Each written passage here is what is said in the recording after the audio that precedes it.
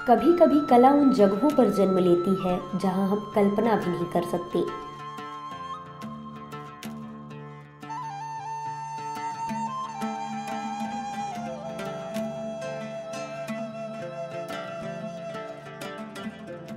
एक ऐसी जगह है जहां कला और संस्कृति की धरोहर है, जहां हर चित्र, हर रूप, हर रंग एक कहानी बताती है। जी हाँ, इस वक्त हम हैं आर्ट इचोल मैहर में।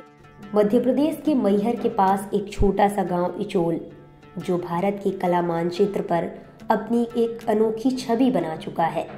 हरे भरे खेतों और शांत पहाड़ियों के बीच बसा एक स्थान, जहां बेकार समझे जाने वाले पत्थर, स्क्रैप मेटल और लकड़ी को नया रूप दिया जाता है।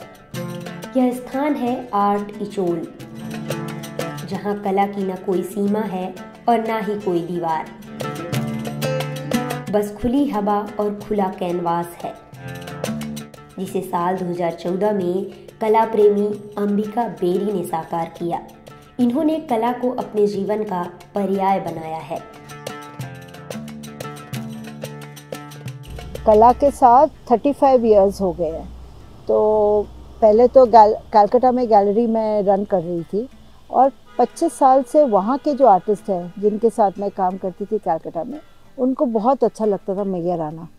मैहर हमारा दूसरा घर है, तो मैहर आते थे, उनको बाबा का म्यूज़िक सुनना, बाबा का मैहर बैंड या शारदा देवी घूमने का, और यहाँ आके खूब काम करते थे बहुत अनस्ट्रक्चर्ड वे में। कोई फॉर्मल वर्कशॉप नहीं होती थी, पर उन लोग का आए, कुछ देखा, पेंटिंग किया, मोस्टली पेंटर्स।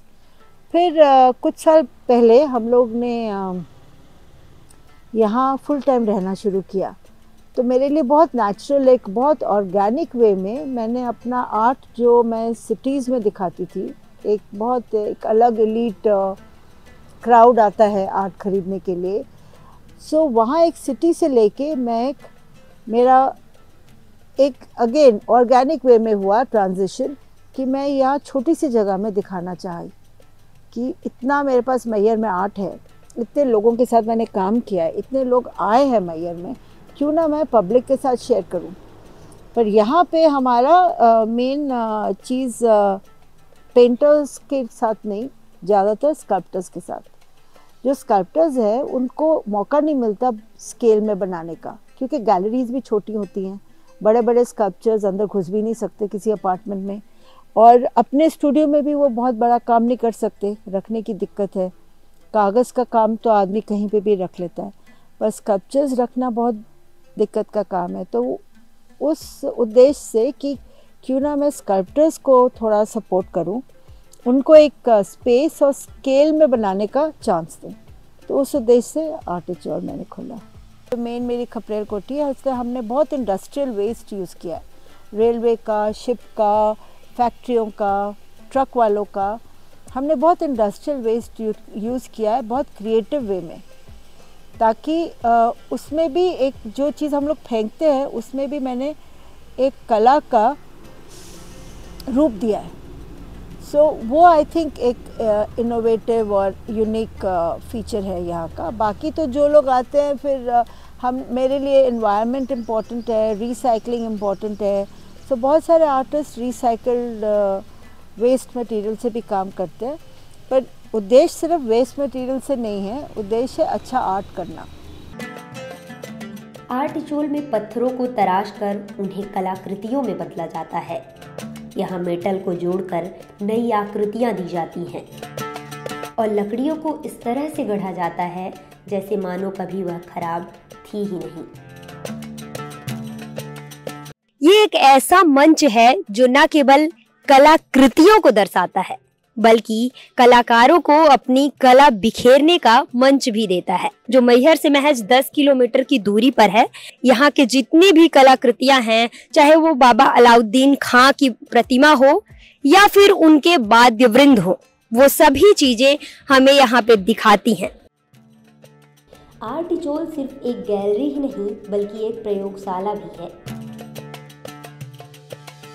यहाँ हर साल एक स्कॉलरशिप प्रोग्राम ऑर्गेनाइज किया जाता है, जिसके तहत युवा कलाकारों को 3 महीने फ्री रहने खाने के साथ ही 1 लाख रुपए भी दिए जाते हैं। आर्टिचोल में अब तक करीबन 25 देशों के आर्टिस्ट आ चुके हैं। ये आर्टिचोल आने का मौका मुझे इस फेलोशिप के दौरान ही मिला है। 2-3 साल से उसको मैं इंटरनेट प्लेटफॉर्म पे देखता आ रहा हूँ और ये जगह के लिए मैं अट्रैक्शन के लिए था ही, तो मुझे ये अपॉर्चुनिटी मिला, तो उसकी वजह से ही स्पेस में आके मुझे काम करने का मौका मिला है।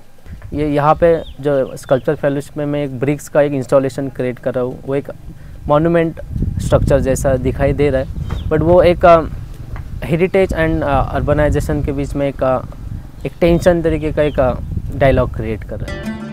धीरे धीरे आर्टिचोल कलाकारों के लिए एक तीर्थ स्थल बन गया है। मैहर घराने को दुनिया भर में उजागर करने वाले भारतीय शास्त्रीय संगीत के उस्ताद पद्म विभूषण से सम्मानित बाबा अलाउद्दीन खां,